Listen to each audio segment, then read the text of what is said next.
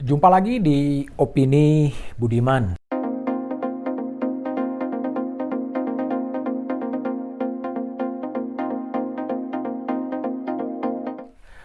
Harian Kompas Selasa 18 Oktober menulis dengan judul yang cukup keras. Relasi Sambo di kepolisian lancarkan pembunuhan. Itu adalah reportase Harian Kompas di Pengadilan Negeri Jakarta Selatan sejak Senin 17 Oktober 2022 bahkan sampai akhir tahun nanti Pengadilan Negeri Jakarta Selatan bakal menjadi perhatian nasional atau juga internasional. Belum pernah ada dalam sejarah peradilan di Indonesia dalam kasus pembunuhan, kasus Ferdy Sambo, drama Duren 3 ini menarik perhatian publik. Survei dari lembaga opini publik, mayoritas di atas 70% orang mengikuti detail-detail kasus tragedi pembunuhan Brigadir Yosua.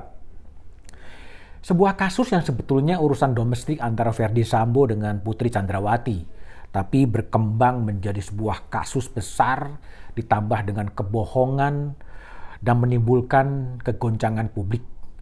Bahkan Presiden Jokowi sampai 4 kali meminta agar kasus ini tidak ditutup-tutupi dan dibuka secara transparan. Ferdy Sambo memang sosok yang luar biasa. Upaya rekayasa pembunuhan Yosua oleh Sambo menunjukkan betapa kuatnya relasi Sambo di tubuh kepolisian, seperti yang ditulis di berita utama Harian Kompas. Belasan polisi terjerat dalam kasus Sambo. Ada yang terlibat dalam dakwaan pembunuhan berencana. Ada yang terlibat dalam upaya yang disebut sebagai obstruction of justice atau perintangan terhadap penyidikan. Ada pula kemudian kepolisian yang harus dipecat dengan tidak hormat dari dinas kepolisian. Majelis Hakim telah menyidangkan 4 terdakwa dugaan pembunuhan berencana yang melibatkan Ferdy Sambo, Putri Candrawati, istrinya sendiri, Brigadir Ricky Rizal, Kuat Ma'ruf, Richard Eliezer, ajudan Sambo yang bertindak sebagai justice kolaborator.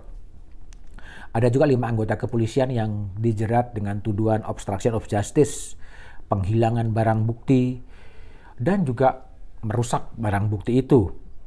Mereka adalah Cuk Putranto, Baikuni Wibowo, Agus Nurpatria, Hendra Kurniawan, Arif Rahman, dan Irfan Widianto. Persidangan adalah tempat yang paling beradab untuk mengungkap kebenaran dan menghadirkan keadilan.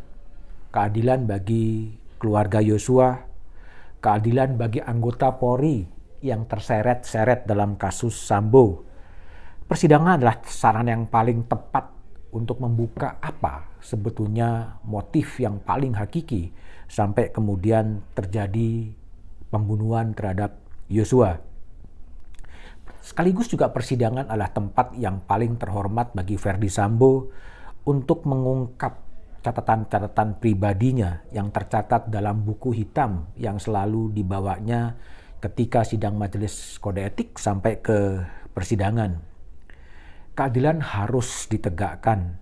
Sambo harus berani ngambil alih tanggung jawab dari polisi-polisi bawahannya yang sebetulnya hanya sekedar menjalankan perintah. Dia adalah seorang perwira tinggi berbintang 2. Relasi kuasa tidak memungkinkan kemudian anak-anak buahnya kemudian mengikuti atau tidak mengikuti perintah dari Sambo. Karena orang-orang di bawahnya sebenarnya hanya sekedar menjalankan perintah dari Sambo. Hierarki yang begitu tinggi, seorang perwira tinggi berbintang 2 dengan bawahan-bawahannya tentunya membuat anggota polisi lain susah untuk menolak perintah dari atasan, yaitu Ferdy Sambo. Dalam sebuah organisasi yang berdasarkan hierarki, selalu ada ungkapan bahwa tidak ada anak buah yang salah adalah komandannya. Pertanyaannya kemudian, beranikah Sambo mengambil alih tanggung jawab itu semua dengan tidak mengorbankan anak buahnya? Atau tanggung jawab untuk sedikit meringankan beban dari anggota-anggota kepolisian yang sebetulnya tidak bersalah atau bersalah dalam skala ringan karena dia hanya sekedar menjalankan perintah. Namun di balik itu semua, tentunya pengungkapan fakta di persidangan harus bisa menyampaikan sebuah pesan-pesan kepada institusi kepolisian. Mengapa rentetan masalah di kepolisian terus terjadi? Dari kasus Verdi Sambo, dari kasus lemparan gas air mata di Malang, dan yang terakhir adalah penangkapan Kapolda Sumatera Barat Irjen Teni Minahasa sebelum dia menjabat sebagai Kapolda Jawa Timur. Rentetan kejadian ini tentunya harus menjadi bahan introspeksi bagi kepolisian. Apa yang salah dengan polisi kita? Teguran Presiden soal gaya hidup mewah dari kepolisian, gaya hidup hedon oleh anggota-anggota kepolisian, membuat kepercayaan publik terhadap polisi kian rendah dan kian rendah. Situasi itu sungguh-sungguh membahayakan. Perbaikan citra memang harus dilakukan dengan semaksimal mungkin dengan membersihkan polisi-polisi yang mungkin tidak seiring dengan gaya butuhnya pemimpin-pemimpin polisi yang sederhana. Lembaga kepolisian yang dituduh, yang disebut-sebut bergaya hidup hedon, bergaya hidup mewah, itu sebetulnya hanyalah simptom.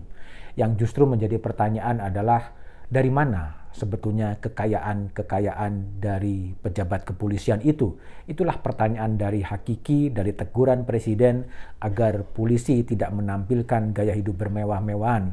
Tapi sebaliknya yang dicari adalah apakah kemudian laporan-laporan kekayaan dari pejabat kepolisian itu rutin dilaporkan kepada Komisi Pemberantasan Korupsi. Seandainya itu bisa terjadi, tentunya upaya-upaya untuk penumpukan kekayaan secara ilegal yang bisa saja terjadi di dunia kepolisian itu bisa dicegah. Semoga persidangan ini bisa menyampaikan pesan perlunya reformasi di tubuh kepolisian.